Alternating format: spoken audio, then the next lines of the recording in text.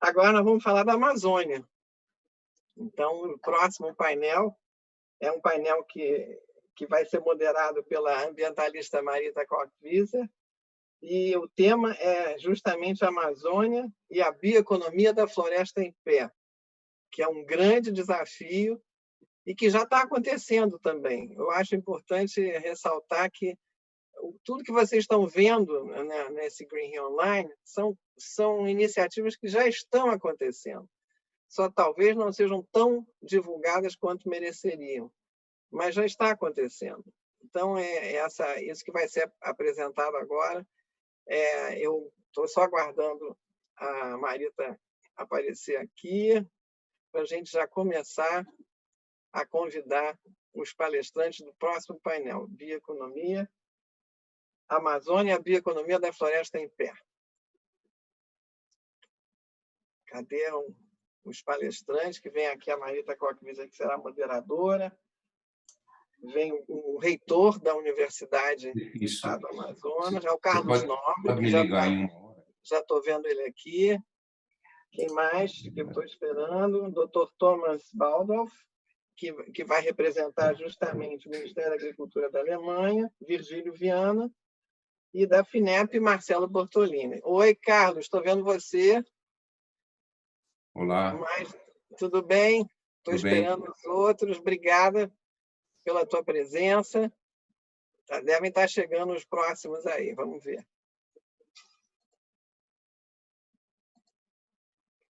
Cleinaldo já está aqui. Cadê você, Cleinaldo? Marita, tem que abrir. A Cleinaldo já apareceu. Marita Koch-Wieser também estou esperando. Virgílio, cadê você? Não estou vendo você, só estou vendo... Já apareceu o Dr. Thomas Baldorf. Thank you very much for being with us, talking about Amazônia. Falta só abrir a câmera da Marita. Salve, e do Bia. Virgílio. Cleinaldo, esse é o nosso reitor. Aqui estou. Esse é o nosso reitor. Já apareceu o Virgílio. Que bom. Olá, Marita. bom dia a todas e todos. Só tem gente boa aqui. Obrigada. Que bom. Bom dia. Bom dia. Eu vou passar imediatamente a palavra para a nossa moderadora, que eu tenho a grande honra. Estava faltando o meu amigo Bortolini, apareceu. Estou falando que só tem gente boa. Tudo bom bem? Dia a todos. Bom dia. Marita, você vai ser a moderadora. Eu vou pedir a você uma coisa indelicada, para você ser uma moderadora draconiana. 10 minutos para cada um. Tá bom. A culpa é minha, não é dela. Não. Tá ótimo. Com prazer. Nós temos um painel sobre a Amazônia e a bioeconomia da floresta em pé. É uma honra e um prazer estar com vocês e com um grupo maravilhoso, e eu devo dizer, Bia, seguindo essa sessão segue exposições excelentes de ontem e de hoje. Então, vamos contribuir primeiro para o tema da Rainforest Business School, e isso será uma pequena apresentação por mim, pelo Carlos Nobre e o Cleinaldo Costa, da UEA, e em seguida vamos escutar meu, como se diz, contemporâneo na Alemanha, o Thomas Baldorf, e o Virgílio Viana, que tem essa imensa experiência na Fundação Amazônia Sustentável, e o Marcelo Bortolini. E agora eu começaria, então, a parte... Vamos ter 3 falas sobre a Rainforest Business School. A minha será a introdutória, breve, prometo, e peço a minha apresentação na tela, por favor. Apresentação da Marita, por favor. Obrigada. Ok, pode ir na... Pode subir a apresentação, que ela ainda está só... A apresentação? Pode subir a apresentação, por favor, que ela está só como... Ainda não está... Estão com os slides laterais. Está faltando a apresentação em si. Mostrar a apresentação. O que houve? Agora tiraram. Tentar mais uma vez. Pede um minuto, por favor. Só um minuto, por favor. Técnica, please. Cadê? Um minuto. Pede um minuto. Não. Anterior, para trás. Ai, Travou, peraí. No começo. Sim, vou colocar um minuto, por favor. tá abrindo a apresentação. Peraí, o computador tem um travado.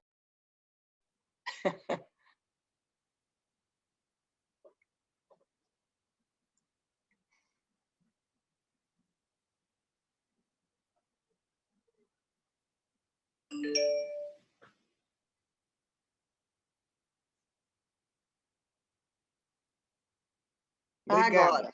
Muito bem.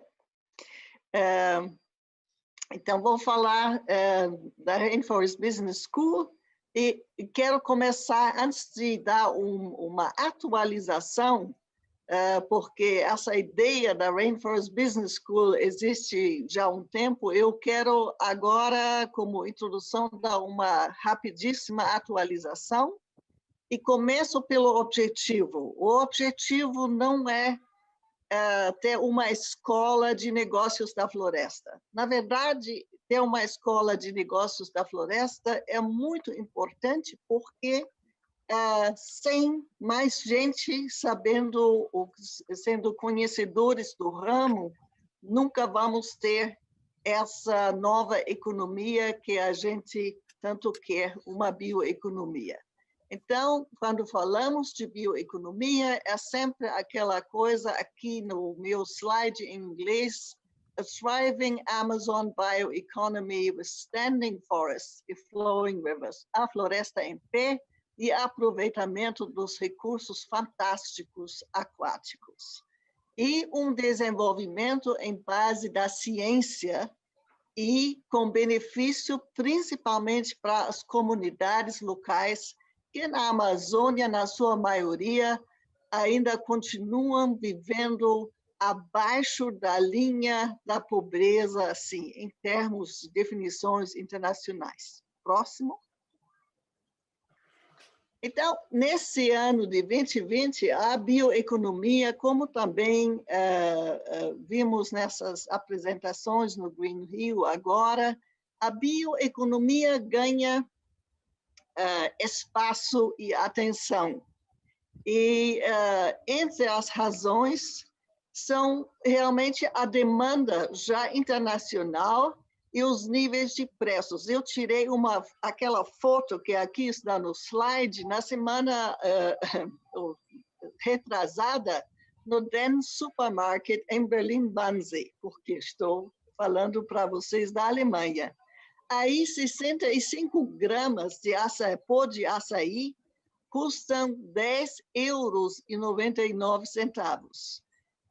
E o Guaraná, igualmente, uma quantidade parecida, 12,99 €. Então, é só conseguir trazer mais desse ganho, desse preço, para a economia local. A bioeconomia, neste ano, está muito mais falada como o caminho, talvez o caminho principal para a Amazônia, para um desenvolvimento econômico sem devastação, sem mudanças irreversíveis, perda de biodiversidade e de funções climáticas. Também, nesse ano de 2020, vemos uma aceitação cada vez maior daquela linha que o Carlos Nobre vai apresentar em seguida, o caminho da ciência como a porta para o aproveitamento da biodiversidade, o potencial único sui generis do Brasil e da Amazônia, junto não só a pesquisa, mas em base da pesquisa, o desenvolvimento de novos produtos e tecnologias, novas indústrias e novas políticas que apoiam essa linha. E o quarto avanço é que eu acho que o Sérgio Leitão falará mais tarde hoje de também repensar a Zona Franca de Manaus, ou pensar o futuro potencial dessa zona no contexto da bioeconomia. E agora, voltando para a Rainforest Business e Business School, eu acho que reconhece-se cada vez mais que temos aqui uma imensa área de saber, de conhecimento interdisciplinar, e que, de certa forma, Rainforest Business, para crescer, deve se desenvolver como um novo tipo de disciplina acadêmica em Business Administration, administração de empresas e similares. Próximo. Bom, só para dar um pouco do histórico, no ano passado, na Green Rio, fizemos 2 apresentações, o professor Clinaldo e eu, sobre o conceito e sobre a disposição da Universidade do Estado do Amazonas de realmente lançar, de dar um início, uma realidade a essa Rainforest Business School. E, consequentemente, em novembro do ano passado, menos que um ano atrás, numa conferência sobre sociobiodiversidade, então foi lançada, declarada a Rainforest Social Business School na UEA de Manaus. Próximo. O plano, em novembro, a declaração foi: vamos começar a iniciar um primeiro curso em março de 2020. Isso não aconteceu. Esse ano foi diferente e todos vocês sabem por quê. Foi o ano de Covid, mas mesmo assim, a UEA e, de certa forma, a minha casa, o IEA da USP, e o nosso programa Amazônia 4.0, continuamos os nossos trabalhos, procurando novos caminhos, novos rumos, alternativas. Próximo.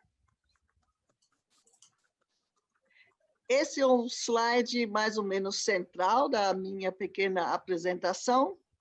Mostra que agora temos várias partes em andamento. Um é que a UEA, e o professor Clinaldo vai falar sobre isso, está agora no processo de um edital para o primeiro curso, que deve correr por 18 meses, a partir de janeiro do ano 2021.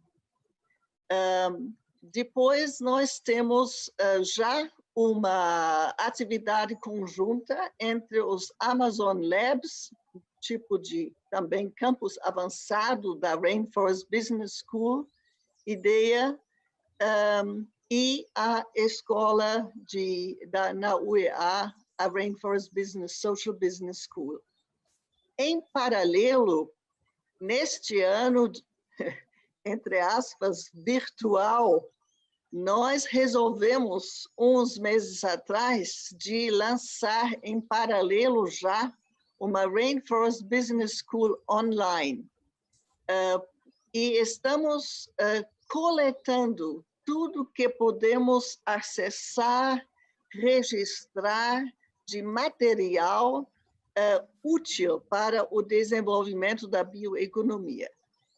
Isso eu também agradeço à Green Rio e ao programa Amazônia 4.0, porque juntos estamos tentando compor aquele mosaico de cursos passados das EMATERRs, da SEBRAE, de cursos da GIZ, inúmeros cursos de diferentes repartições de governos estaduais e do MAPA, etc.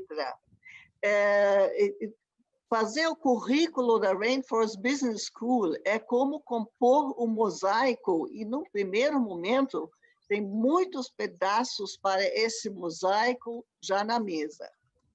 Agora, a quarta bolinha é sobre que tem o fundo branco, é aquela parte que ainda nós não temos, mas que deve trazer futuramente inovações, ideias novas, análises novas.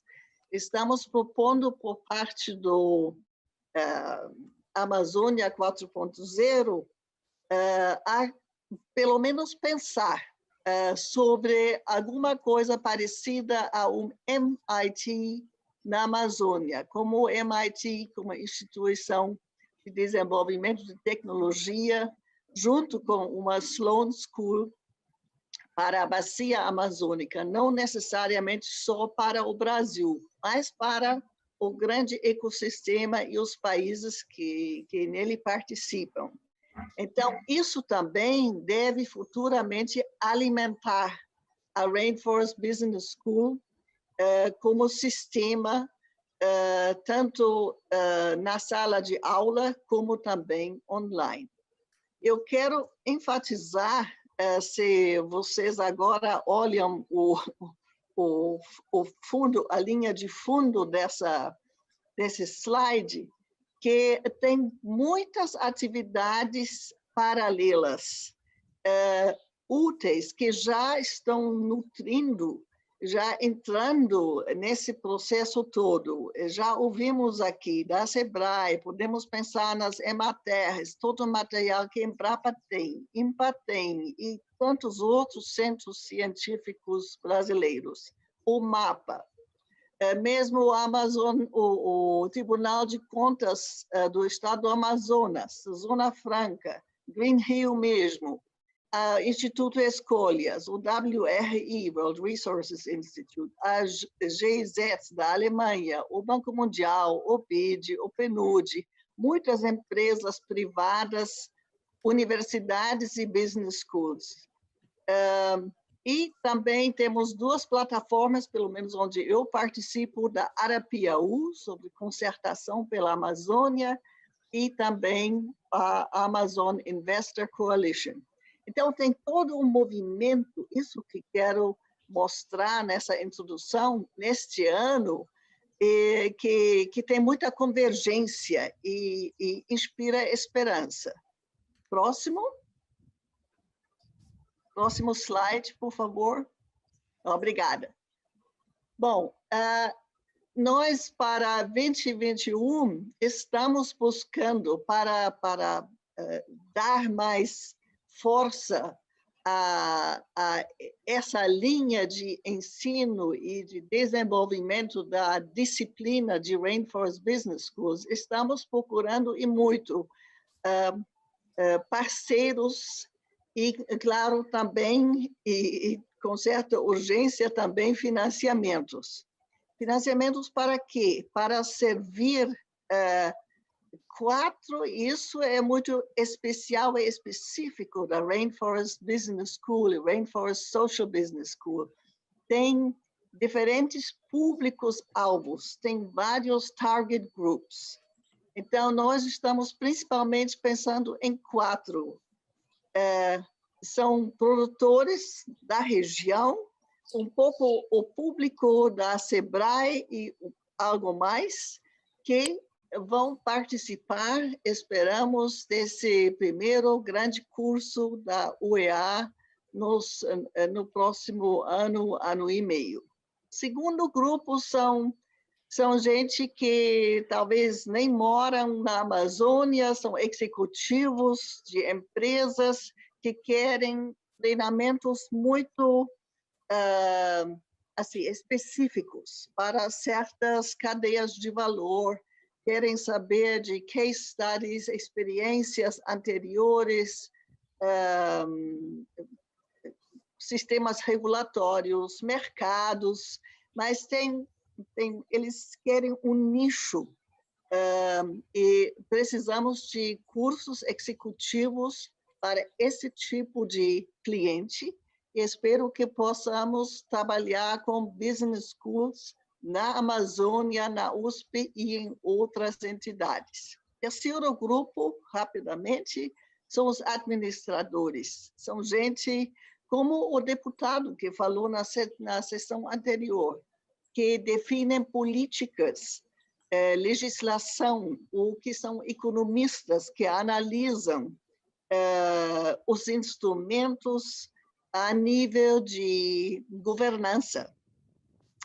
E o último, mas muito importante grupo, serão futuras gerações de estudantes que querem fazer um excelente programa de Rainforest Business interdisciplinar, que realmente tivesse as melhores cabeças e faculdades de várias universidades no mundo e na ciência, contribuindo para o Rainforest Business MBA Graduate Program. Isso será trabalho de vários anos, mas é muito importante educar também uma futura elite business no ramo.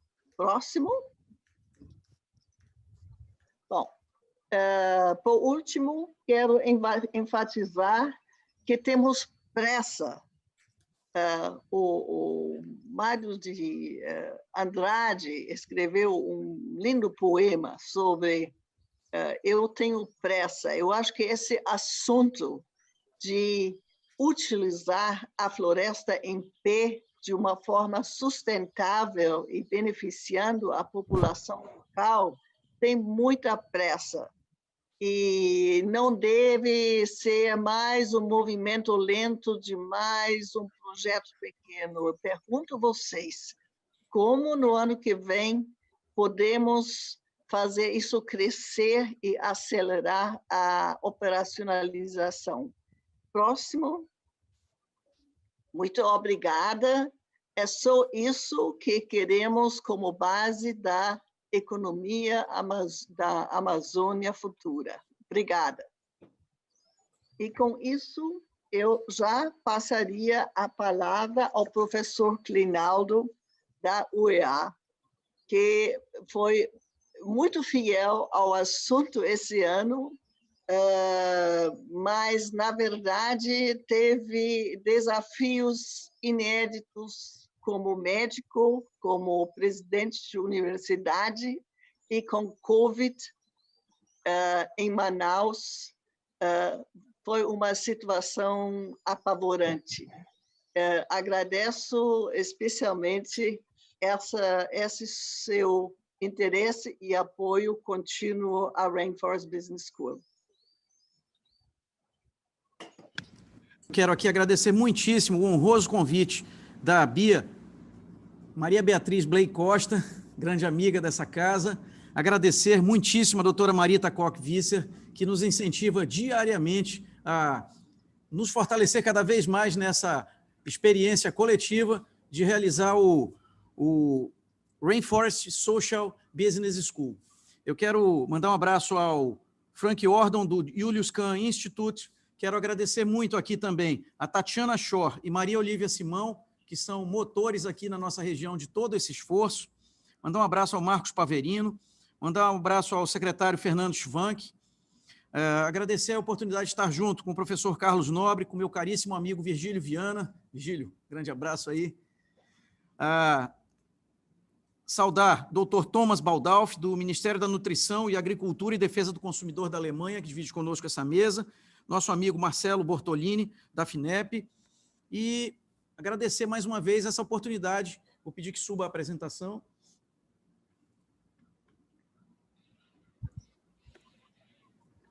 Então, nosso tema hoje, a Rainforest Social Business School.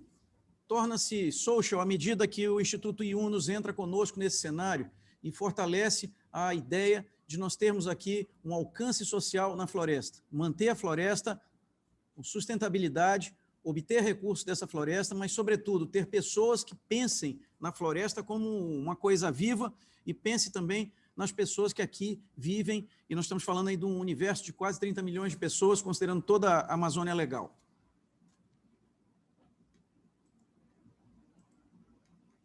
Vamos lá. Então, aqui nós começamos tratando de Amazônia 4.0 e Rainforest Social Business School.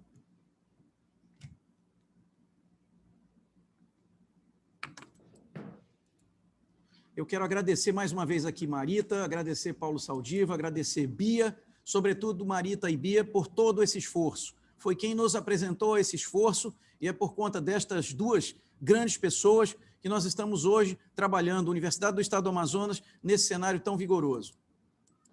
A Amazônia hoje, 40% da área da América do Sul, 7,5 milhões de quilômetros quadrados. Nós não estamos falando só do estado do Amazonas, que é o maior estado da federação. Estamos falando aqui de 30 milhões de pessoas em toda a América do Sul. E isso tem um impacto gigantesco, à medida em que nós começamos a falar do nosso local de fala, que é o estado do Amazonas, o estado maior da federação. E nós aqui, enquanto Universidade do Estado do Amazonas, com 19 anos de vida, essa universidade é a maior universidade multicamp do Brasil. Estamos presentes nos 61 municípios do Estado do Amazonas, mais capital. Temos hoje matriculados 25 mil alunos de graduação e pós-graduação. Uma escola que em 19 anos já formou 62 mil pessoas de nível superior em todo o Estado do Amazonas. Então, essa é a grande missão dessa universidade. Levar educação superior a todo o estado do Amazonas, com toda a dificuldade de logística, dificuldade de área remota, e, ao mesmo tempo, fazê-lo com qualidade. Nós vivemos um momento muito grave de mudanças climáticas, todos e todas temos acompanhado muito de perto o que vem acontecendo na Amazônia, o que vem acontecendo no Pantanal. Isso traz esse senso de urgência que Marita acabou de referir-se.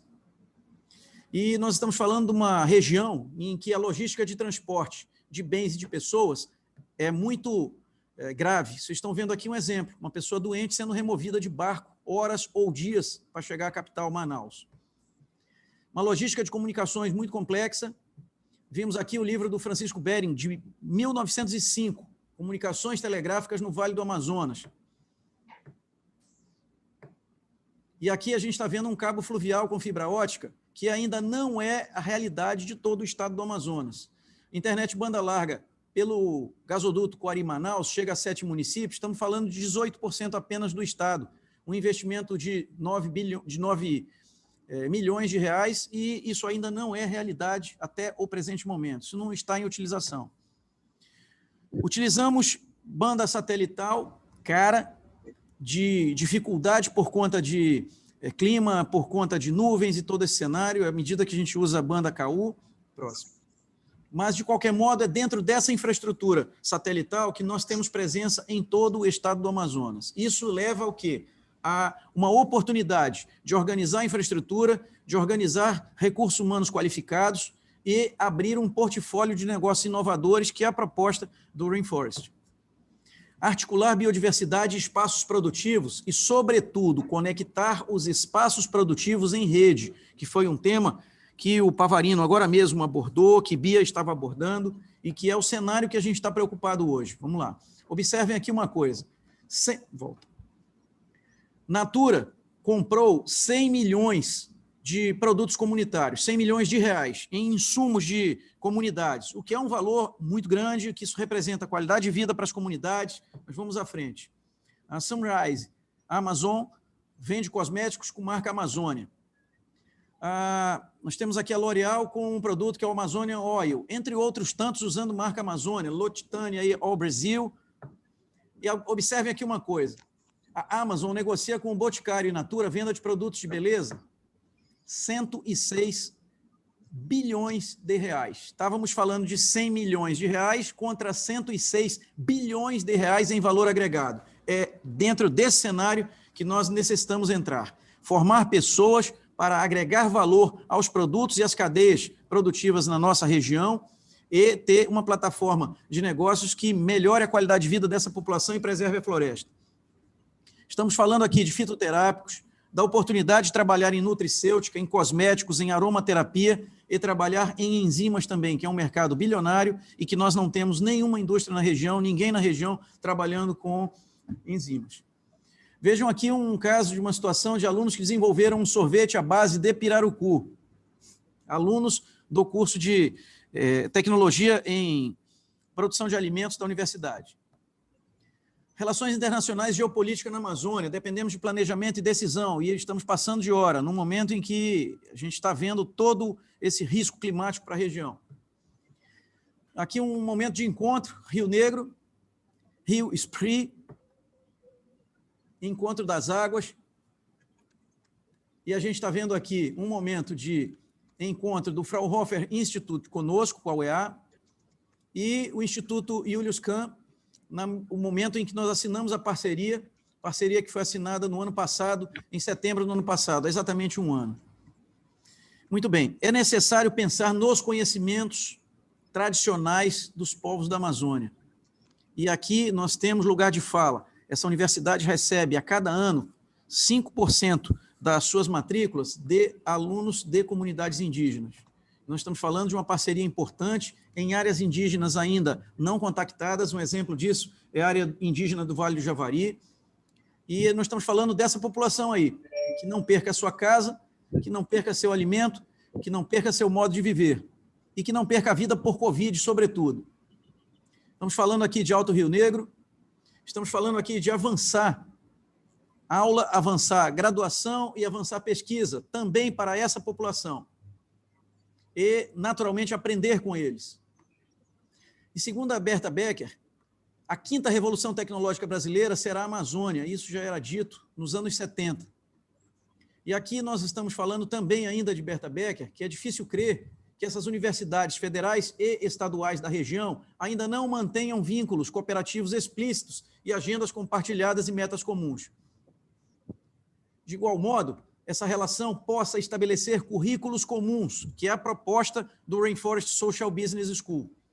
E, naturalmente, uma mobilidade acadêmica maior entre estudantes e docentes e que leve à produção de um guia de oferta acadêmica da região amazônica, de modo que as pessoas possam interagir com a Amazônia de forma consistente e, naturalmente, calcada na ciência.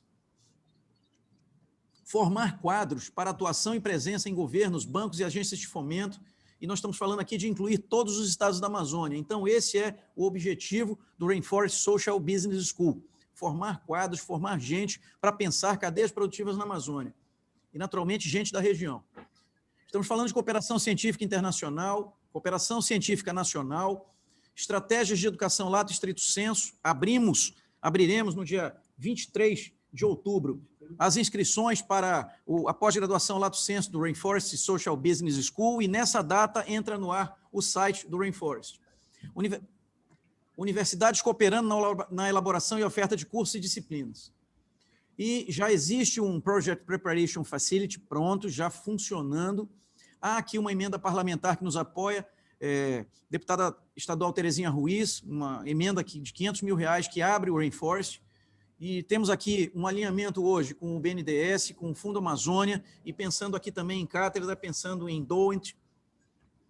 E, naturalmente, o que é a ótica desse cenário? Colaboração e cooperação para um plano estratégico para a Amazônia em 2020. Agradeço muito a oportunidade de o Green Rio 2020 nos dar a oportunidade de pensar a Amazônia para 2030. Então, essa é a nossa tarefa, esse é o nosso dever de casa, esse é o nosso lugar de fala. Quero agradecer muitíssimo, falar dessa biodiversidade, falar da alegria, falar de cor, falar de esperança. Não estamos falando aqui de fumaça, de queimada, estamos falando de cor, falando de esperança. Mas queremos também ser os tubarões desse processo. Não queremos 100 milhões, queremos 100 bilhões dentro desse cenário de agregar valor e fortalecer a qualidade de vida da população amazônica e preservar a nossa floresta. Preservar a vida, preservar contra a Covid, garantir casa e sobrevivência para essa população que os senhores estão vendo aí, que luta há mais de 500 anos para manter-se com essa...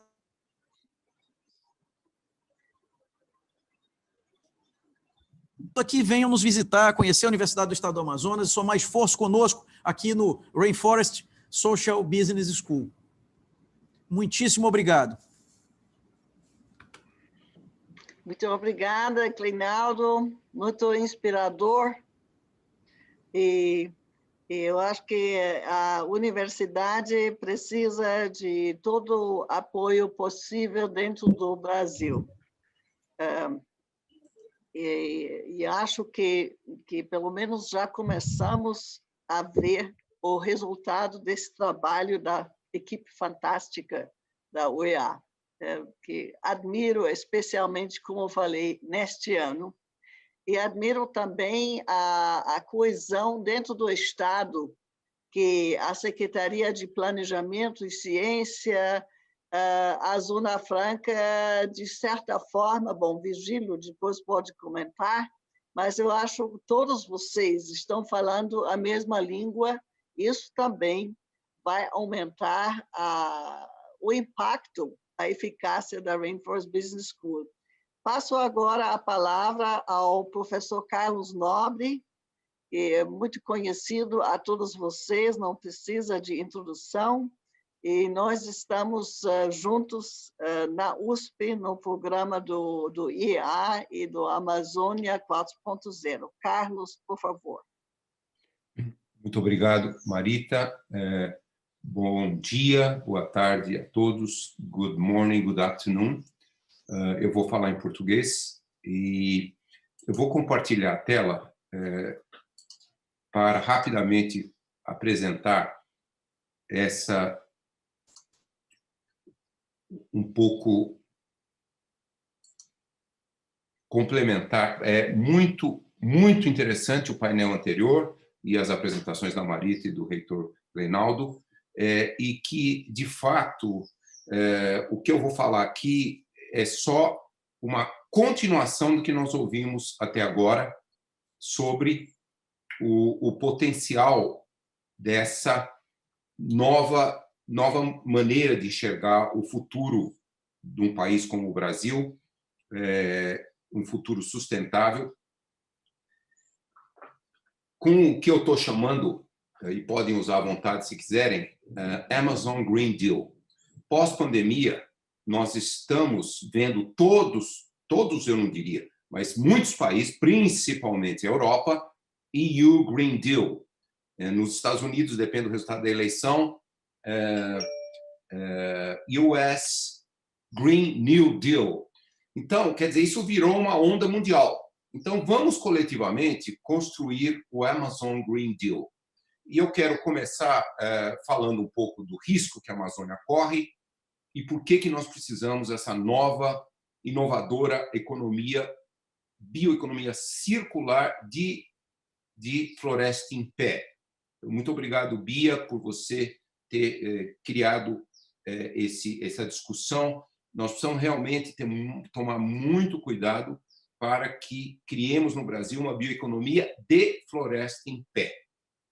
Se não for assim, outro tipo de bioeconomia pode aumentar os desmatamentos na Amazônia. Então, nós temos que realmente fazer essa distinção. Deixa eu começar dizendo que, infelizmente, todos os sistemas econômicos mundiais dos últimos décadas e séculos, eles não valorizaram a natureza. Então, Amazon Green Deal é como transformar o Brasil, os países amazônicos, em potências ambientais da sociobiodiversidade. Primeiro, eu começo com um conceito importante que a ciência revela, e que os indígenas já sabiam disso há milhares de anos, e que a ciência moderna provou e comprovou: a floresta só existe porque a floresta existe. A evolução em dezenas de milhões de anos fez a floresta ser super eficiente na reciclagem da água e super eficiente na reciclagem de nutrientes. Por isso, o modelo econômico que se implantou 50 anos atrás na Amazônia, de tirar a floresta, ele era muito cego de por que a floresta existe num solo tão pobre. Além disso, como nós vimos no painel anterior, e esse potencial praticamente nunca foi explorado no Brasil, 1 hectare de floresta amazônica tem o mesmo número de espécies de angiospermas do que toda a Europa.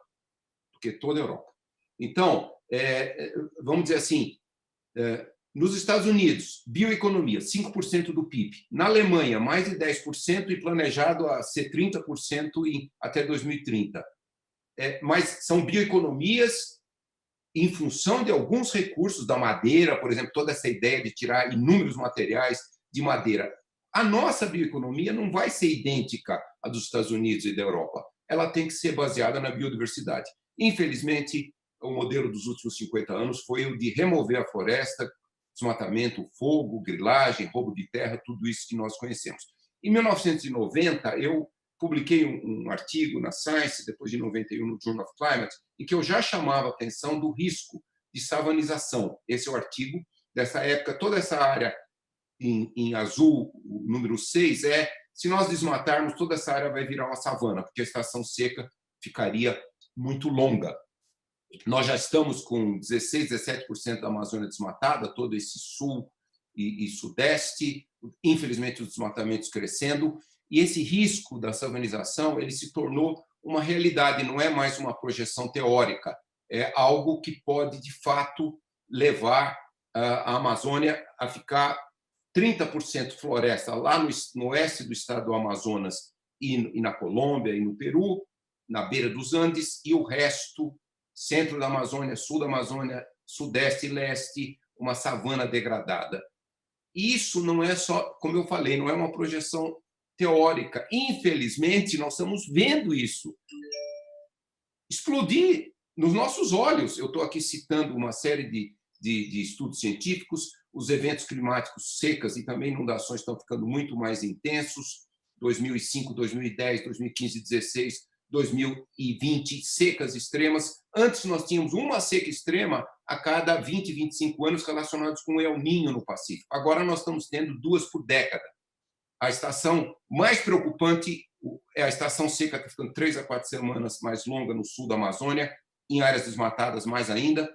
As florestas nessa região não reciclam muito mais água eficientemente, elas não removem mais carbono da atmosfera com eficiência.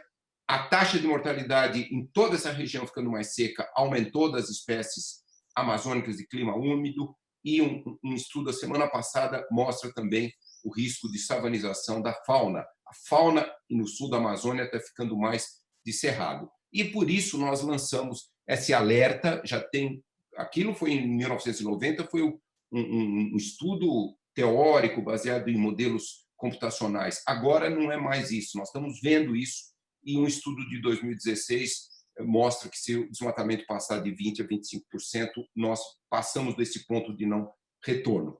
Então, podemos evitar esse ponto de não retorno? É possível um desenvolvimento da Amazônia sem desmatamento? E o painel anterior abordou isso muito bem, eu vou passar isso muito rapidamente. Os 2 modelos que nós conhecemos, o que nós chamamos de primeira via amazônica, é uma política muito efetiva de conservação. Nós temos 47% de toda a bacia amazônica, terras indígenas e áreas protegidas. Ainda, infelizmente, sob grande ameaça, nós estamos vendo na pandemia a invasão de terras indígenas por mineração ilegal, também o risco dos incêndios, da grilagem de terra. E o outro modelo, começado no início dos anos 70, foi o modelo de não enxergar valor na floresta e substituir para agricultura, pecuária, principalmente pecuária. 90% do primeiro desmatamento é para fazer uma pastagem. E esse é o modelo que dominou.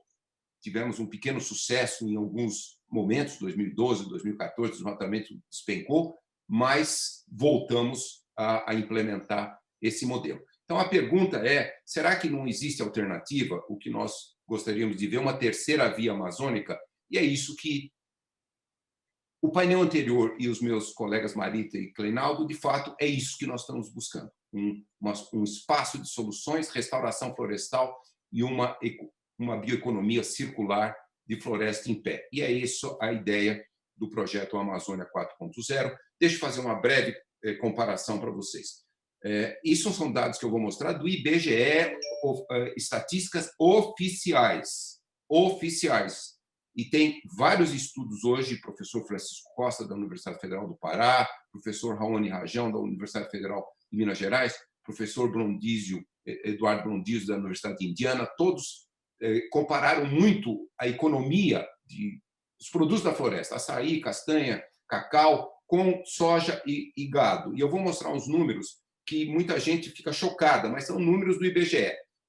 Por exemplo, o açaí se tornou, como aqui mencionado no painel anterior, uma indústria global, já traz mais de $1 bilhão para a economia da Amazônia, beneficia 300 mil pessoas que eram classe E e já passaram para a classe D e muitos chegaram à classe C. Esse é o dado do IBGE.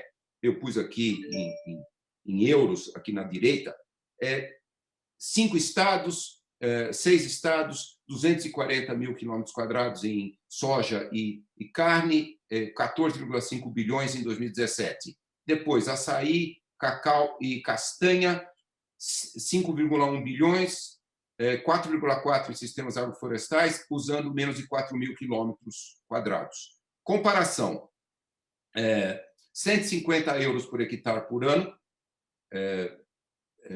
600 reais por hectare por ano, e comparado com 12 mil reais por hectare por ano em sistemas agroflorestais. São dados oficiais. Eu acho que não dá para negar que a economia dos últimos 50 anos de destruir a floresta, ela não tem valor econômico, não tem nenhum sentido nem econômico, sem dizer os prejuízos ambientais. Sistemas agroflorestais em áreas desmatadas, 800 mil quilômetros desmatados na Amazônia brasileira, esse é um caminho. Eles podem recuperar até 60% da biodiversidade, podem recuperar até 70%, 80% do carbono, se forem muito bem conduzidos e há pesquisa avançada sobre isso. Então, a Amazônia 4.0 é como buscar, e nós vimos no painel anterior, exatamente a busca dessas respostas, como desenvolver essa nova bioeconomia de floresta em pé, rios fluindo, o potencial econômico, mas precisamos industrializar. Esse é um aspecto muito importante. Vai haver a discussão ainda com a Tatiana, com o Sérgio Leitão, é muito importante industrialização. Nós temos mais de 4 mil comunidades, vilas, cidades, aldeias indígenas, etc. Tem que ser um modelo descentralizado. Então, essa é a ideia do projeto Amazônia 4.0, como trazer a industrialização e adicionar valor. O reitor Kleinaldo mostrou aquele fator de mil, fator de 1000 entre o que fica para as comunidades, 100 milhões de reais e 100 bilhões de reais. Obrigado, reitor, eu nem conhecia esse dado, vou usar muito esse dado agora. Quer dizer, industrialização, por exemplo, a industrialização do açaí, ele já tem direto um valor de 20, quando você industrializa, em vez de vender o produto primário. Então, industrialização é fundamental. A Amazônia 4.0 é o eu círculo... preciso alertar um pouco o tempo. Eu sei, o círculo virtuoso entre as ferramentas modernas da indústria 4.0 e o aproveitamento dos imensos recursos biológicos e biomiméticos. Eu não tenho tempo para entrar em todos os detalhes, eu vou rapidamente mostrar como que a gente... estratégias para vencer todos esses desafios, levar industrialização para dentro da Amazônia. 2 estratégias de capacitação, vocês já ouviram falar da Rainforest Social Business School, eu vou falar dos laboratórios criativos da Amazônia.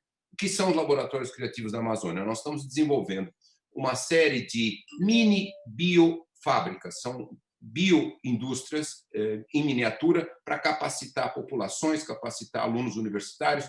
Já estamos desenvolvendo, já fizemos o desenho do cupuaçu cacau, castanha, genômica, esse enorme potencial futuro, e estamos construindo agora de óleos, azeites gourmet, com o professor Lauro Barata da UFOPA, o genômico com o professor Adalberto Val do INPA, e estamos construindo agora estamos começando a construir, vamos terminar em fevereiro, esse primeiro laboratório, com várias parcerias, e ele é uma biofábrica moderna de cupuaçu cacau, principalmente para chocolate e cupulate, todas as tecnologias da indústria 4.0, energia solar, possibilidade de transporte dos produtos de valor agregado por drones, e também... Esse é o projeto que nós vamos terminar até fevereiro e vamos começar a levá-los para comunidades. Amabela, em Belterra, de Cupuaçu, Associação das Mulheres Produtoras, Quilombola de Moju, Rio Acará, Arapiaú, Resex Arapiaú Tapajós, e também já temos o plano de um treinamento no final do ano que vem na Universidade do Estado do Amazonas, em parceria com o Rainforest Business School. Quer dizer, como a Marita falou, os laboratórios são laboratórios de campo da Rainforest Social Business School. E eu vou terminar só fazendo algumas perguntas. Qual é realmente a vantagem de um país? E o painel 1, ele olhou muito esse aspecto, mas eu vou falar aqui no sentido mais geral. Qual é a vantagem dos países amazônicos ricos em biodiversidade no concerto das nações? Ou nós vamos nos satisfazermos e ficar eternamente fornecedores de commodities para o mundo desenvolvido e o mundo industrializado, como a professora Marita mostrou lá, a venda do guaraná, do açaí, o enorme valor. A Alemanha é super industrializada, a Alemanha é um país super desenvolvido, muito a ver com industrialização.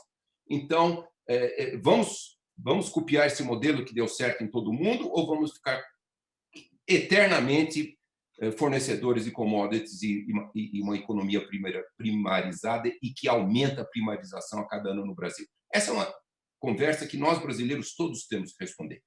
A Amazônia 4.0, a nova bioeconomia, a Rainforest Social Business School, é a resposta objetiva. Nós temos que construir essa nova bioeconomia. Como que os países amazônicos podem um dia se tornar líderes globais? Numa bioeconomia baseada na biodiversidade. Uma bioeconomia tropical no século XXI.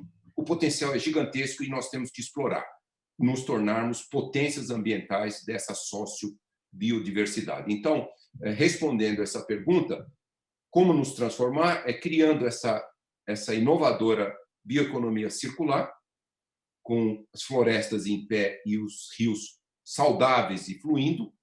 Isso gera empregos inclusivos, bem-estar, prosperidade, protegendo a biodiversidade e combatendo as mudanças climáticas. Precisamos ligar o conhecimento científico e tradicional como a base essencial. O envolvimento da comunidade científica é muito importante. E isso é um sonho? Não, isso é um idealismo, mas realista, juntando com inovação. Nós temos plena condição de desenvolvermos esse novo modelo de economia e concluo aqui, também usando essa palavra que nos inspirou muito historicamente, da professora Berta Becker, que nos deixou alguns anos atrás, agregar valor ao coração da floresta, e também o líder indígena Davi Copenhague, quando ele também, o ano passado, num evento em Harvard, ele disse: salvar o coração da Mãe Terra. A Amazônia é o coração biológico do nosso planeta. Muitíssimo obrigado. Dankeschön. Bom, muitíssimo obrigada. Eu, assim, representando, eu acho que todos que estão ouvindo, assistindo, não tem palavras para repetir ou resumir. A mensagem foi muito clara e comovente. Não vejo na tela o Thomas Baldauf. Ele está para fazer a apresentação. Sim, aí está. Bom dia, boa tarde.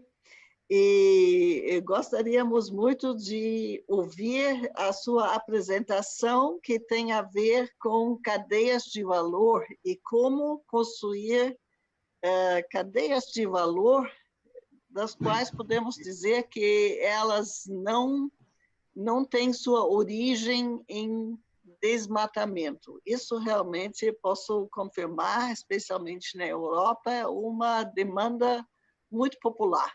Saber de onde vem o nosso produto e em que terra foi produzido e qual foi a história daquela terra. So, Thomas Baldauf, it's very good to have you with us, and we look forward to your presentation. É um prazer estar aqui e esperamos ansiosos a sua palestra. Muito obrigado, Marita, e obrigado. Bom dia a todos. Eu acho que minha apresentação deve estar com vocês. Então, por favor, comecem. Eu agradeço pelo seu interesse, e por me permitirem fazer parte deste painel do Green Rio, com colegas muito ilustres.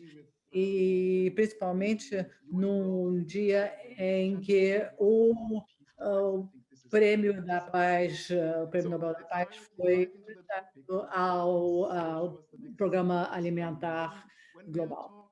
Bem, quando nós falamos sobre florestas globais, estão me ouvindo? Próxima, por favor. When we are talking about, Quando falamos sobre florestas globais, nós nos referimos a 4 bilhões de hectares de florestas que estão debaixo soberania nacional e têm um papel fundamental na vida de todas as pessoas. A multifuncionalidade é tão concreta. O desmatamento global continua ao mesmo tempo, é num passo muito alarmante. Esse mapa foi feito em 2008, tem um tempo. Ao atribuir o desmatamento por áreas, por países, é isso que nós vemos no mapa, ele não leva em conta o suficiente sobre as causas subjacentes, ou seja, a procura de comida, bioenergia, madeira e outras matérias-primas que surgem de demandas de uma população mundial crescente.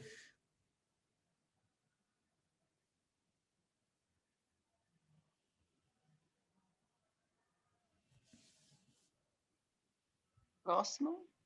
Próximo, por favor.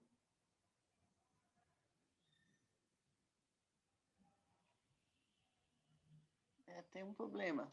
Nós temos um problema.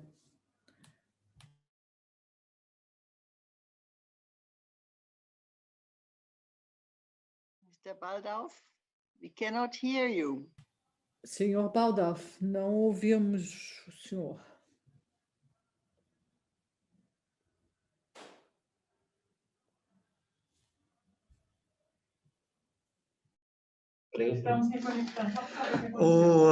A conexão do palestrante é que caiu, tá? Vou reconectá-lo, vou ver se ele já está na sala de espera para reconectá-lo. Ok.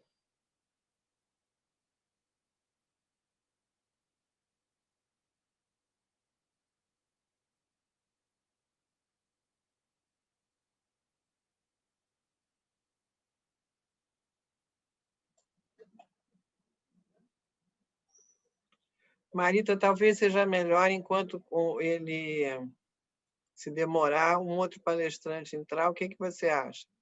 Não, eu também pensei que talvez poderíamos fazer isso para que... Porque já vai ser nós. Sorry, Voltou. I'm back again. Sorry, I'm having technical problems. Eu estou com um problema aqui.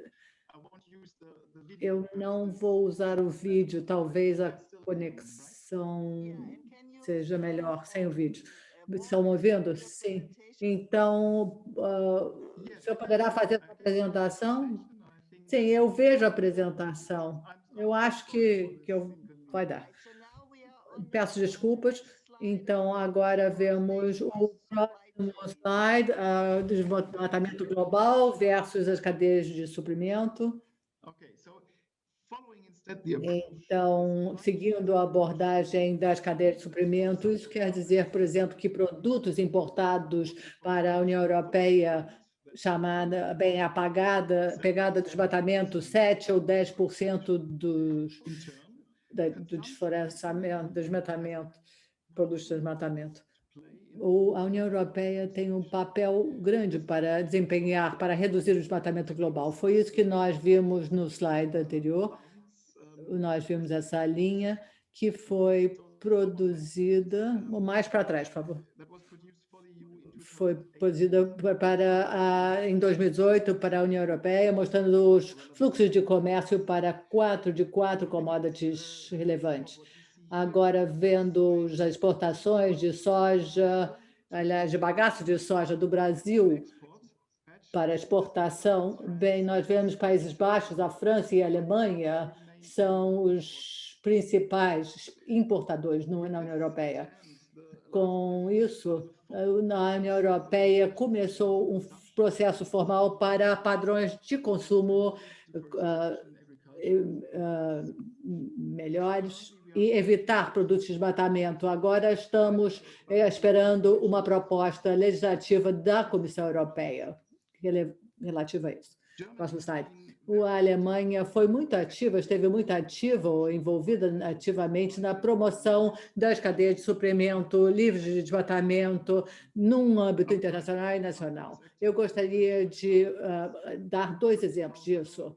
O nosso governo federal tem diretrizes para a promoção das cadeias de suprimento livre de desmatamento de commodities agrícolas.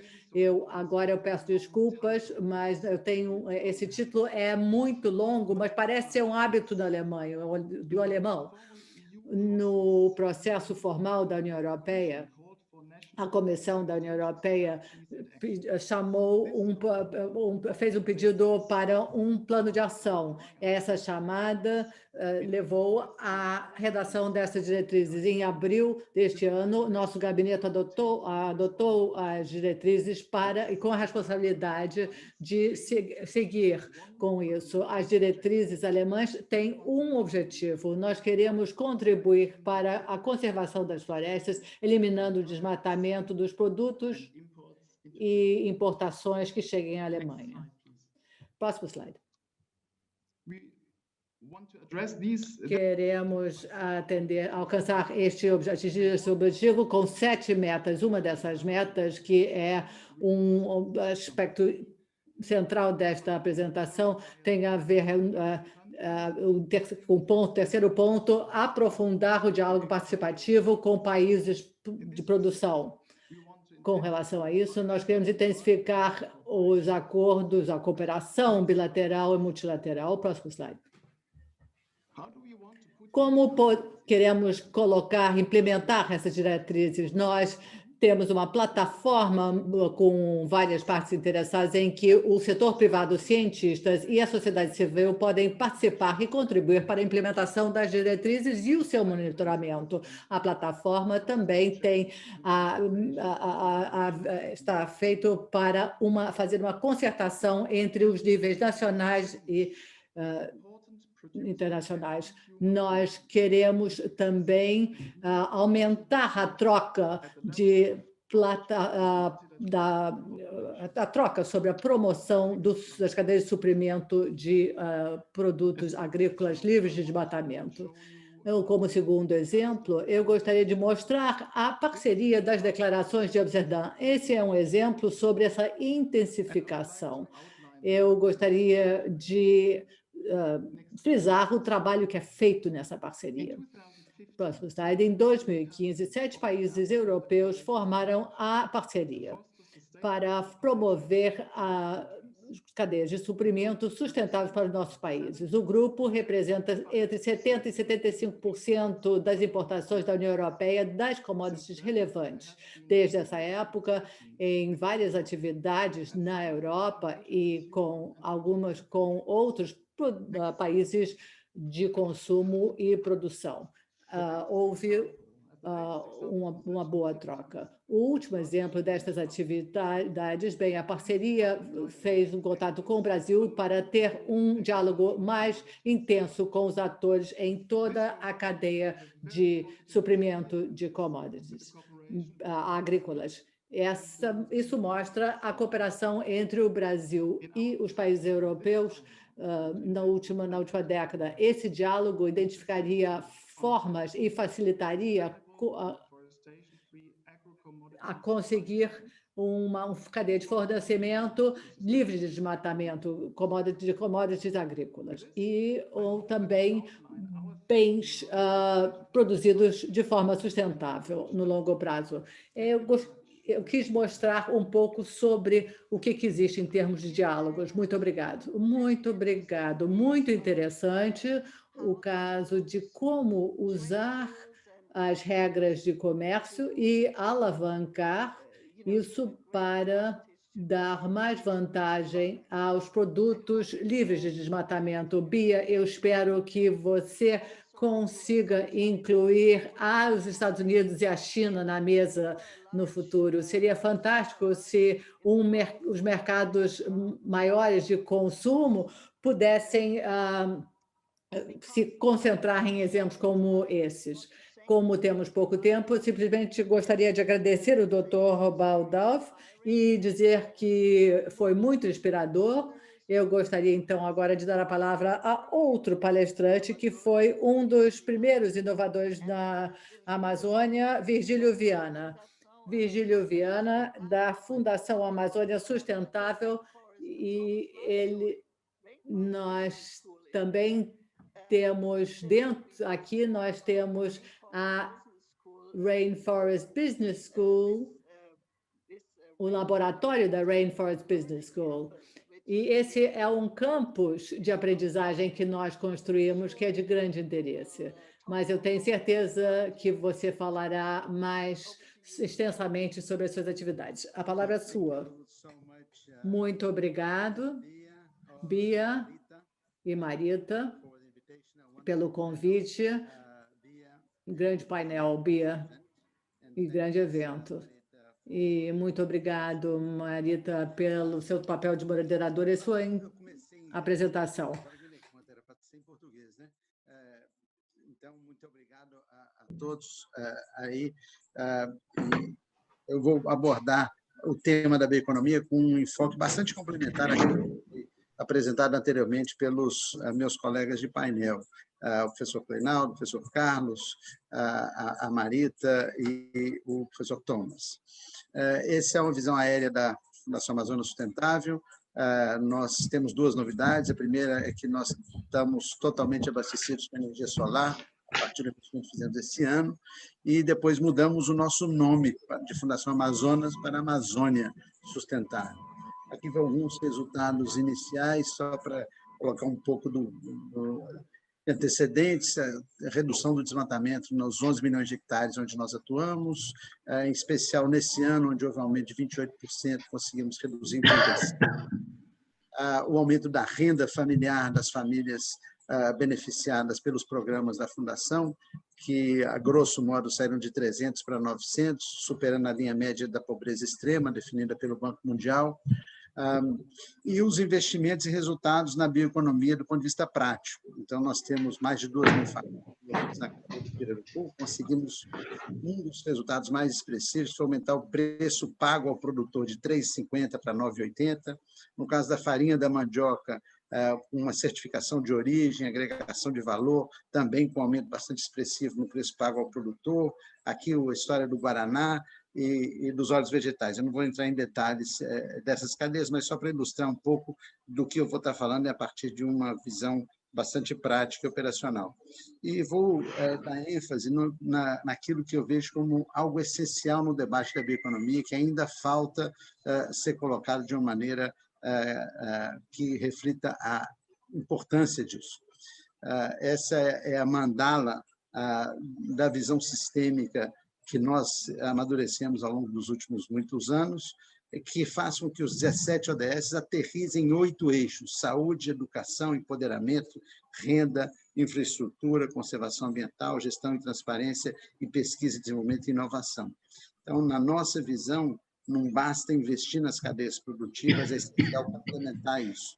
E eu vou enfatizar aqui a estratégia que nós temos, que nós chamamos em inglês de People-Based Solutions for Sustainable Development, quer dizer, soluções baseadas em pessoas. Isso é possível a partir de uma rede de parcerias enormes, está relacionada com a ODS 17, aqui a evolução histórica das parcerias que temos, e hoje nós temos aí mais de 200 parceiros em 2019, hoje esse número já chegou a mais de 400 parceiros em 2020, mas que envolve todos os segmentos. Eu acho que essa é uma outra mensagem importante. Nós só podemos atuar nessa agenda sistêmica com um ecossistema de instituições que tenham competências complementares. E, dentre as instituições, destaco a UEA como uma parceira estratégica na área de ensino, pesquisa e inovação. Temos também empresas, organismos multilaterais, organizações de base comunitária, organizações não governamentais, instituições de governo.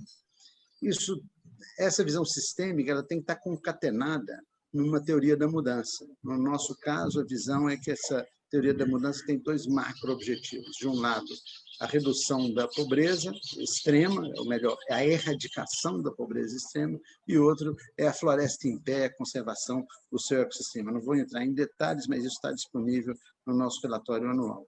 Um recorte dessa teoria da mudança, olhando esses dois macro-objetivos, coloca o tema da educação e formação para o empreendedorismo como um tema-chave. É aquilo que mais impacta os demais. Eu vou dar um zoom, portanto, nisso. Né? Nisso que eu chamo de People-Based Solutions for Sustainable Development. Começa na primeira infância, que é o 0 a 6 anos. Depois tem dois eixos. O eixo superior, que é o ensino formal, que passa pelo fundamental, médio, pós-médio, até o ensino superior, e no eixo inferior vai a educação complementar, que vai a educação vocacional, a educação cidadã e a educação para a formação contextualizada à realidade amazônica. E isso para desaguar num processo de formação, incubação e aceleração de empreendedores caboclos indígenas. É muito importante se dar conta daquilo que eu chamo do óbvio. Quem vai produzir a bioeconomia vão ser caboclos e índios. Né? Então, nós temos que olhar para essas pessoas. Se nós não tivermos essa perspectiva humana de formação, não vai. Então, olhando um pouco mais detalhe, esse aqui é o 0 a 6 anos, né? O que a gente chama de primeira infância ribeirinha, quando toda a capacidade cognitiva das pessoas é desenvolvida. Nós elaboramos um guia que recebeu vários prêmios. Esse guia hoje é um tablet que é usado pelos agentes de comunidade de saúde para atender visitas domiciliares. No ensino formal, essa é uma parceria com a Secretaria de Educação do Estado, onde nós temos o ensino via mediado tecnológico. As estruturas, isso dialoga muito com aquilo que o Carlos Nobre está projetizando. A gente tem 9 campi dessa natureza em funcionamento há vários anos, e essa aqui é uma visão de um deles, onde a gente tem o laboratório digital, horta, viveiro, alojamento e estrutura de energia solar e diversas outras estruturas no meio da floresta. Nós temos 9 desses, 2 em cada calha de rio, e com um acúmulo bastante relevante de experiências. Num desses núcleos, nós estamos fazendo o curso de professor caboclo, que é um dos gargalos mais sérios, né, em parceria com a UEA, isso é na calha do Rio Juruá. O trabalho com crianças, depois dos 0 a 6 anos, ele entra dos 7 aos 17, que é voltado para o desenvolvimento das outras habilidades para esses jovens, reter os jovens, especialmente os adolescentes, nas comunidades. Tem um problema sério de êxodo rural, é aquilo que eu chamo de envolvimento sustentável.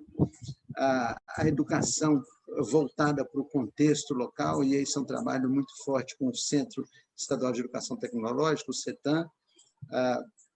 Aí o empreendedorismo tem uma novidade que a gente lançou em setembro, que é o Hub de Economia Verde na Amazônia. Viu o Carlos falando sobre a Green New Deal. Essa é a agenda do Amazon Green Economy Hub, que em português é o Hub de Economia Verde Inclusiva da Amazônia, que é parte de uma colisão global de economia verde, que é quem, de uma certa forma, alicerça o Green New Deal da Europa, né? E que também está ligado a outros movimentos em outras regiões do mundo, mas a gente aterrissou isso em setembro na Amazônia, isso está baseado em Manaus, e é um prazer compartilhar isso com vocês. E a lógica é aproveitar todo esse pipeline, essa rede de produtos, de projetos que vimos trabalhando ao longo dos anos, são mais de 1.800 projetos de bioeconomia. Nós tivemos um outro edital específico que selecionou outros projetos, então a gente tem aí uma incubação e aceleração de negócios sustentáveis que dá origem a isso. Ligado a essa estratégia, um mecanismo de financiamento não reembolsável com outro mecanismo reembolsável. É necessário ter um papel da filantropia, eu acho que isso é essencial. No Brasil, a gente chama de investimento social privado. Depois tem um papel dos recursos de P&D para a inovação tecnológica, e depois entra a aceleração, a incubação e os investimentos de diferentes modalidades de blended finance, né, de financiamento misto, que são essenciais para fazer decolar isso. Volto a dizer que temos que pensar de baixo para cima, e essa é a essência da abordagem sistêmica que eu trago aqui para vocês. O futuro da bioeconomia da Amazônia vai depender de uma pessoa como essa, a Neurilene, que mora na comunidade Três Unidos, que é uma empreendedora, e conseguiu revolucionar, né, aquilo que ela vinha fazendo a partir de um processo de formação continuada. Então, quando a gente fala em bioeconomia na Amazônia, é essencial termos essa abordagem sistêmica, é essencial fortalecer lideranças. Isso aqui é uma imagem de como que a gente conseguiu se adaptar, mesmo na Amazônia profunda, ao mundo da conectividade digital. Nós estamos fazendo 100 postos de telesaúde espalhados pelo interior da Amazônia, e, com isso, fazendo com que essas pessoas possam se conectar a processos de formação e mentoria de negócios e assim por diante. Então, eu queria concluir essa apresentação com a missão da FAS, né, que é contribuir para o desenvolvimento sustentável, fazendo a valorização da floresta em pé. A gente está nessa agenda aí como um dos pioneiros há muitos anos, né, nisso, e a gente vê muitas oportunidades de interação, tanto com as iniciativas que o Carlos apresentou, da Amazônia 4.0, quanto com a que o Kleinaldo e a Marita falaram sobre a Rainforest Business School. A gente participou bastante da concepção inicial dessas ideias, e isso faz parte de uma nova institucionalidade. Eu acredito também que tem um ponto a ser feito sobre a necessidade de fortalecer instituições amazônicas, que é algo que tem que passar de maneira independente dos governos, né? Os governos tendem a ter planos efêmeros substituídos pelos governos que os sucedem. Então, é essencial fortalecer instituições da sociedade civil. Então, com essa imagem aqui da Neurilene, eu queria agradecer a oportunidade e devolver a palavra à Marita. Marita, obrigado. Obrigada. Excelente. Então, eu acho que esse enfim, quadro de o que é possível, o que você fez dentro de década e meia, mais ou menos, né? É impressionante. E nos inspira, como a Bia falou, é mais uma realidade. Agora, esse último ponto de dar continuidade é muito importante. Assim, não é só a visão até 2030, mas é a formulação de uma governança institucional, pública, privada, ONGs, todos, que possa dar mais respaldo a uma ação contínua e não interrompida, como temos visto no passado, às vezes bem financiada e, às vezes, de repente, quando governo e circunstâncias mudam, menos. Se realmente pensamos nessa nova economia, precisamos pensar em continuidade da construção daquilo. E, com isso, passo a palavra a Marcelo Bortolini, que já ontem nos deu uma muito boa apresentação. Marcelo, por favor.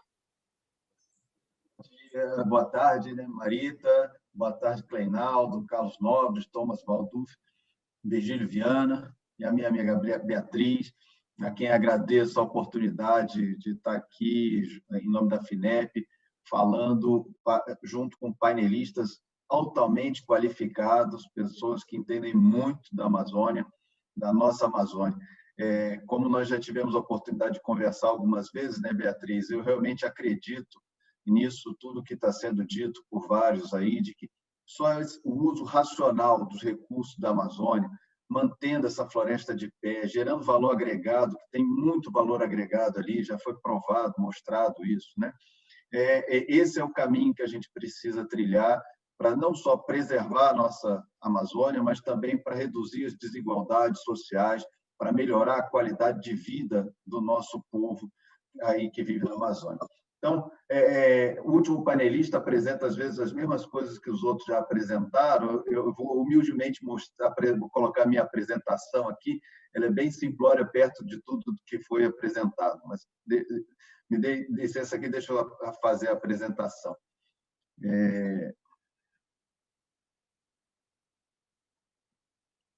Vocês estão vendo a apresentação?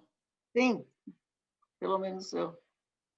Sim, vou botar aqui no modo apresentação, então pronto. Bom, por que a Amazônia, né, para nós, é algo tão importante, ela é algo tão relevante, né? Ela é um país, o Brasil é praticamente um país de dimensões continentais. Nós temos 6 biomas importantes, como nós apresentamos ontem: Amazônia, Caatinga, Cerrado, Pampa, Pantanal e a Floresta Atlântica. Só a Amazônia, né, a gente pode dizer que ela tem 500 milhões de hectares de florestas naturais e plantadas.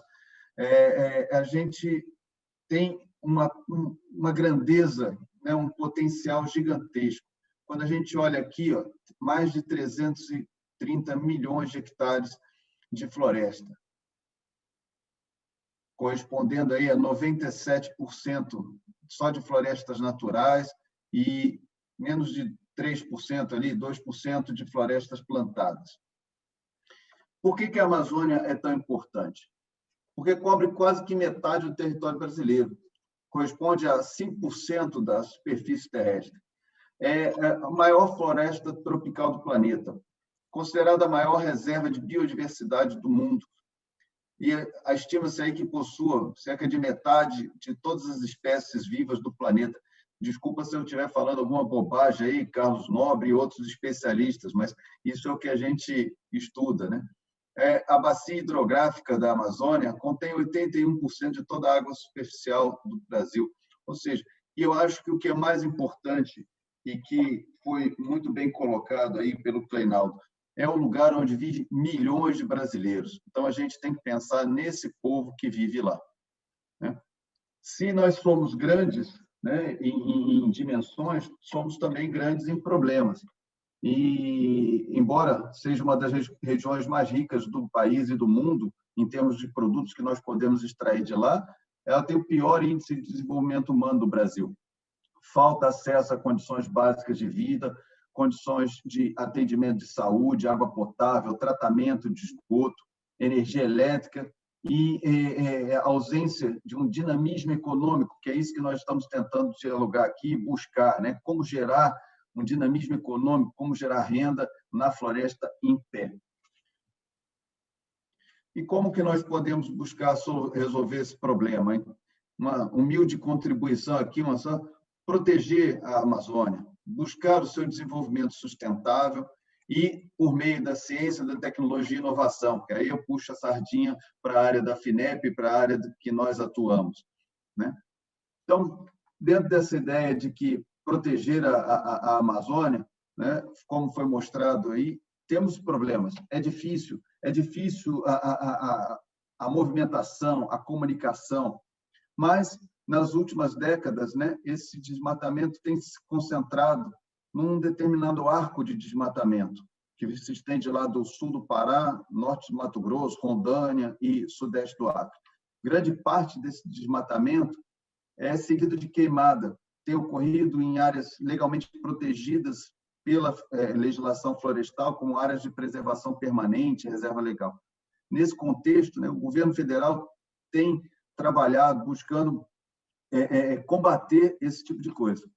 Um exemplo disso é a Operação Verde Brasil 2, que teve início agora em maio e que tem sido supervisionada pelo próprio vice-presidente da República, presidente do Conselho da Amazônia, nosso vice-presidente Hamilton Mourão, buscando atuar para combater e reprimir delitos ambientais na Amazônia.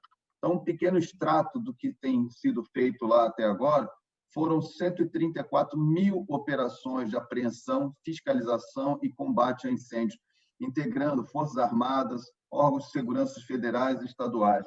Foram mais de 800 toneladas de minério ilegal, 29 mil metros cúbicos de madeira ilegal, mais de 800 navios, 176 tratores, 14 aeronaves apreendidas e uma luta incessante contra 350 incêndios na região. Mais de R$1 bilhão já foram aplicados em multas. Tá? Então, isso é o que está sendo feito em termos de proteção. Em termos de iniciativas para desenvolvimento sustentável, foram apresentadas várias aqui. Estou trazendo só mais uma, que é uma iniciativa do Ministério do Meio Ambiente, que desenvolveu o programa Floresta Mais. Esse programa objetiva criar, fomentar e consolidar um mercado de serviços ambientais, reconhecendo e valorizando as atividades ambientais realizadas e incentivando a sua retribuição monetária e não monetária em todos os biomas brasileiros, mas em especial na Amazônia, com foco de atuação exclusivo em áreas de vegetação nativa. Né? O Ministério do Meio Ambiente pretende arrecadar recursos para a promoção do programa a partir de parcerias com entidades públicas e privadas, nacionais e internacionais. E o instrumento que está sendo pensado nesse modelo é o modelo do RAID, né? A redução de emissões por desmatamento e degradação florestal.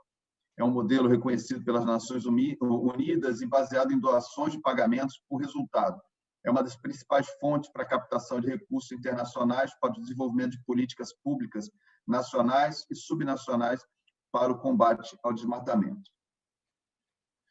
Bom, nesse contexto, a FINEP atua, né, e tenta participar do desenvolvimento científico e tecnológico, que esse é o viés da nossa atuação.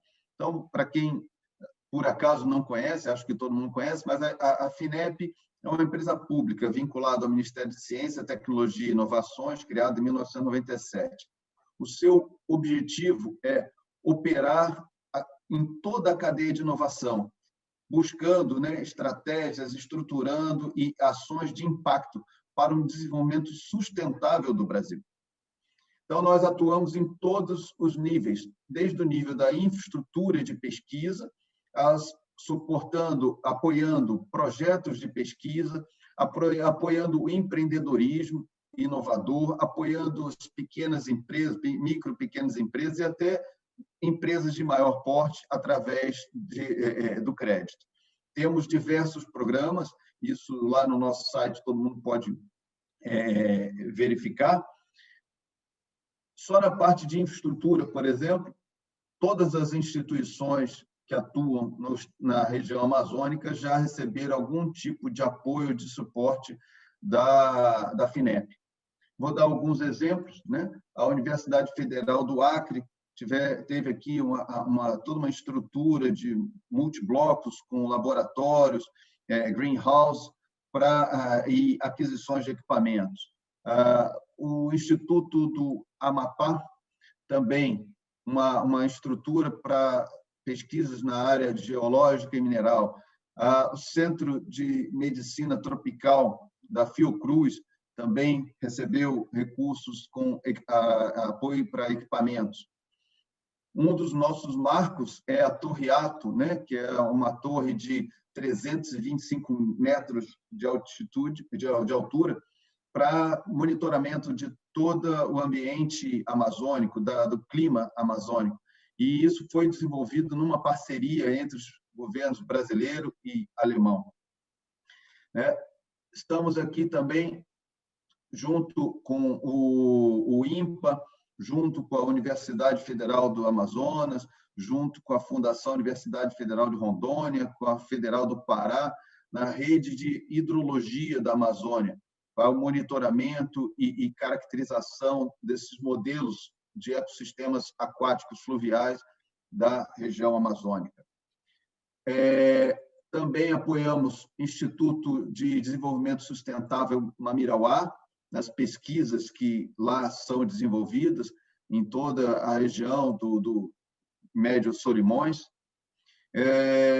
Apoio à infraestrutura de laboratórios de diversas características lá no Instituto Mamirauá, laboratório aquático de mamíferos aquáticos, laboratório de pesca, laboratório de comportamento dos peixes, laboratório do ambiente e da qualidade da água.